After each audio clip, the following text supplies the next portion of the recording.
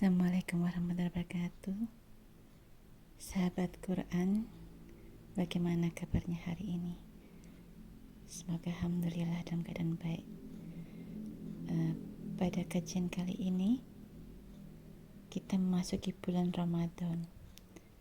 Sebagaimana yang diriwayatkan dalam hadis sahih dari Abu Hurairah, Rasulullah SAW bersabda, "Telah datang kepada kami bulan Ramadan, bulan yang penuh berkah. Allah mewajibkan puasa bagi kamu di bulan itu. Pada bulan itu pintu-pintu langit dibuka, pintu-pintu neraka ditutup, dan setan-setan dibelenggu. Di dalamnya ada suatu malam yang lebih baik daripada 1000 bulan.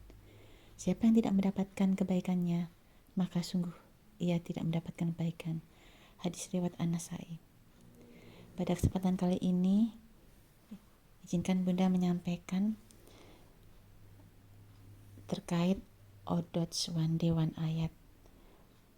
Karena memasuki Ramadan, jadi di juz 1 mudah-mudahan kita bisa tuntaskan ya, untuk bisa 1 juz sehari. Nah, Bunda sangat tertarik dengan Al-Fatihah yang ada di juz 1 yang kita sudah sering hafal sejak kecil. Sebagaimana dilansir di detik.com pada tanggal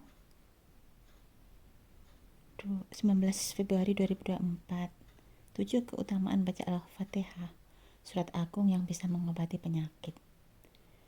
Yang pertama, surat Al-Fatihah merupakan surat yang paling agung keutamaannya.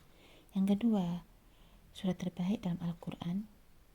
Yang ketiga, Al-Fatihah adalah Ashabul Masani, yaitu 7 ayat yang diulang-ulang.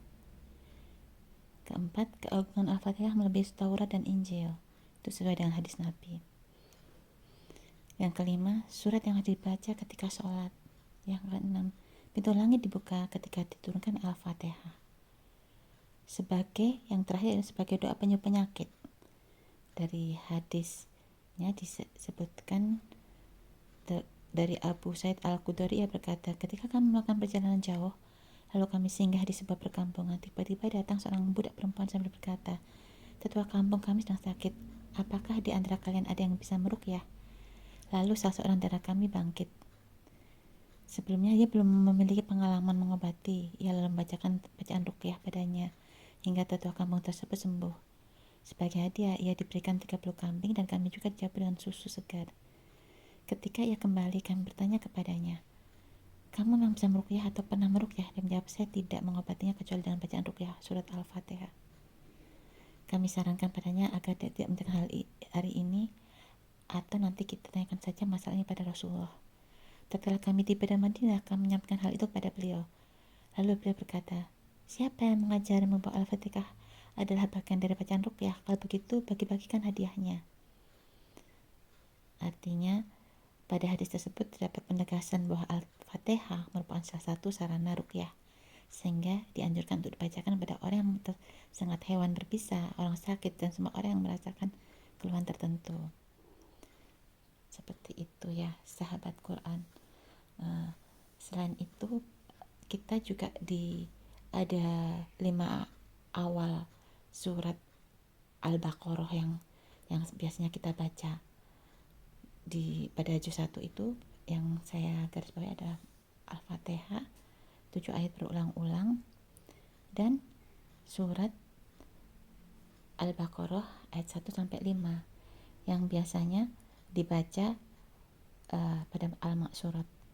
Suratnya itu merupakan benar-benar menjelaskan bahwa Al-Quran itu tidak ada keraguan di dalamnya, merupakan petunjuk bagi mereka yang bertakwa, mereka yang beriman kepada yang gaib, yang mendirikan sholat, menafkahkan sebagian rezeki yang kami anugerahkan kepada mereka, dan mereka yang beriman pada kitab Al-Quran yang diturunkan kepadamu dan kitab yang telah diturunkan sebelummu, serta mereka yakin akan adanya kehidupan akhirat.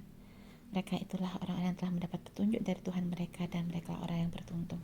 Jadi di sini diulang lagi petunjuk ihdinas siratal mustaqim disebutkan juga di ayat 5. Jadi mereka yang dapat petunjuk itu yaitu mereka beriman kepada yang gaib, mendirikan sholat, berinfak, menafkahkan sebagian rezeki, seperti itu. Jadi antara iman dan amal soleh jadi satu.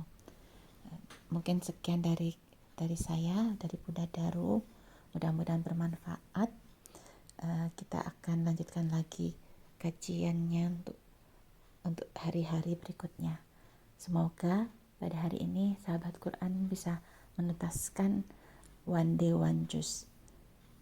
Wabillahi taufiq wal hidayah. Assalamualaikum warahmatullahi wabarakatuh.